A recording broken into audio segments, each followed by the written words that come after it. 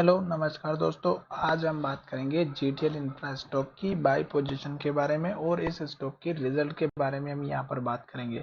साथ ही ये वीडियो आपकी एजुकेशन के लिए, जो लोग इंट्राडे में काम करते हैं उनके लिए मैं मॉर्निंग में कुछ वीडियो अपलोड करता हूँ जिसमें सपोर्ट और रेजिस्टेंस लेवल या बाय लेवल्स और स्टॉप लॉस के बारे में बात की जाती है और वो लेवल्स भी आपकी एजुकेशन के लिए ही होते हैं। तो चलिए वीडियो की शुरुआत करते हैं। जो लोग इंट्राडे में काम करते हैं तो मेरे मॉर्निंग के एजुकेशन के जो वीडियो होते हैं, शॉर्ट वीडियो के माध्यम से मैं वीडियो अपलोड करता हूं, तो मॉर्निंग के वीडियो चेकआउट कर सकते हैं।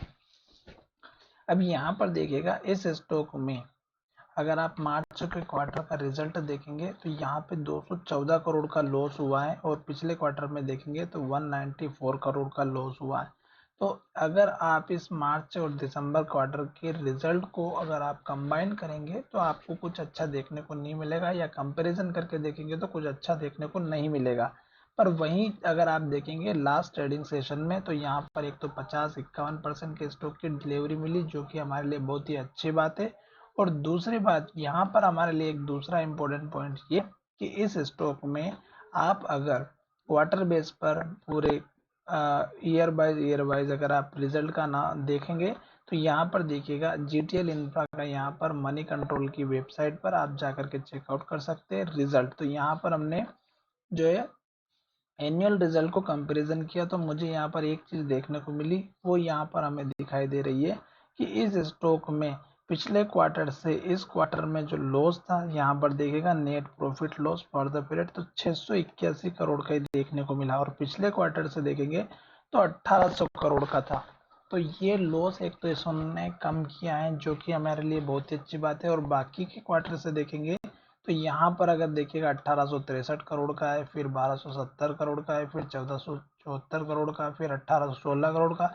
इस क्वार्टर में ही केवल सबसे कम जो है यहाँ per year on year basis पर जो है लॉस बुक किया है सबसे कम। तो ये एक हमारे लिए पॉजिटिव इंडिकेशन है कि 600 करोड़ 700 करोड़ का लॉस बाकी के ईयर वाइज क्वार्टरली रिजल्ट जो देखने को मिले 20 से लेकर के 24 तक, उसमें सबसे कम इसी क्वार्टर में देखने को मिले, जिसकी वजह से ये स्टॉक हमारा एक स्ट्रॉन्ग बन चुका है। और स्टॉक ने यहाँ पर जो स्टॉक का रिजल्ट आया था तो स्टॉक इस लेवल को नहीं ब्रेक कर पाया और स्टॉक नीचे नहीं गया।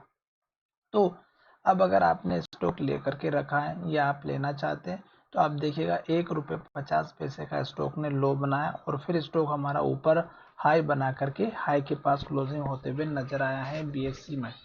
अब यहाँ पर आपका एक छोटा सा स्टॉप लॉस लेकर के चलना है, 1 रुपये 49 पैसे का आपको स्टॉप लॉस या सपोर्ट लेवल लेकर के चलना है, क्योंकि ऑलरेडी यहाँ पर स्टॉक ने पहले भी हाई बनाया हुआ था 1 रुपये 48 पैसे का। तो आप 1 रुपये 48 पैसा या 47 पैसे के आसपास का सपोर्ट या स्टॉप लॉस लेकर के चलिएगा।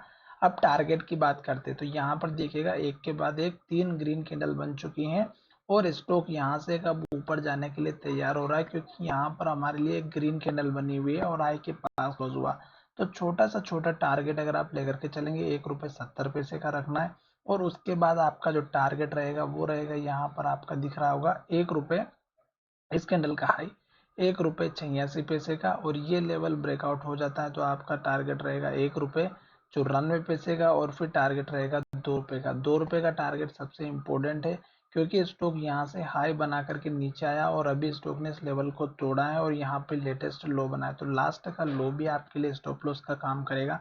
तो यहाँ पे फिलहाल 1 रुपये 50 पैसे का लो बना हुआ था, आप 1 रुपये 49 पैसे का स्टॉप लॉस लेकर के इस स्टॉक में लॉन्ग पोजीशन बना सकते हैं। साथ ही अगर हम बात करते हैं वॉल्यूम की तो यहाँ पर देखिएगा वॉल्यूम धीरे धीरे कम होता हुआ नजर आ रहा है, और अब स्टॉक में एक जो है हमारा वॉल्यूम जैसे इंक्रीज होता हुआ नजर आएगा और स्टॉक की प्राइस भी बढ़ती हुई नजर आएगी, तो आप समझ सकते हैं कि स्टॉक में एक अप मूवमेंट आ चुका है। अब अप मूवमेंट में आपको जो टारगेट मैंने बताया 1 रुपये 70 पैसे का पहला टारगेट है। उसके बाद का टारगेट अगर आप लेकर के चलेंगे तो 1 रुपये 90 पैसा भी है, 80 पैसा भी है। तो आपको धीरे धीरे 10-10 पैसे के हिसाब से अपना टारगेट बढ़ाते हुए चलना है। स्टॉप लॉस की बात करते तो स्टॉप लॉस भी आप धीरे धीरे करके ऊपर बढ़ाइएगा। एक बार स्टॉक अगर हमारा 2 रुपये के लेवल को ब्रेकआउट करके इसके ऊपर क्लोजिंग दे देगा तो फिर हमारा टारगेट 2.5 रुपये का, और फिर रहेगा यहाँ पे 2.40 और 2.30 के आसपास का। तो एटलीस्ट 2.40 का आप टारगेट लेकर के चल सकते हैं। छोटा सा स्टॉप लॉस है, रिस्की स्टॉक ज़्यादा है क्योंकि स्टॉक क्वार्टर दर क्वार्टर जो है लॉस में प्रॉफिट जो है प्रॉफिट अभी तक हुआ नहीं है और इस स्टॉक को लॉस ही हो रहा है। पर अब मुझे यहाँ पर एक सपोर्ट की पोजीशन देखने को मिली है, क्योंकि स्टॉक यहाँ पर एक हमारा बहुत ही बढ़िया सपोर्ट लेकर के ऊपर जाता हुआ नजर आएगा। तो छोटे से टारगेट के साथ में आप इस स्टॉक में बने रह सकते हैं। आशा करता हूँ कि वीडियो अच्छा लगा होगा, और अगर वीडियो अच्छा लगा है तो चैनल को जरूर सब्सक्राइब करिएगा।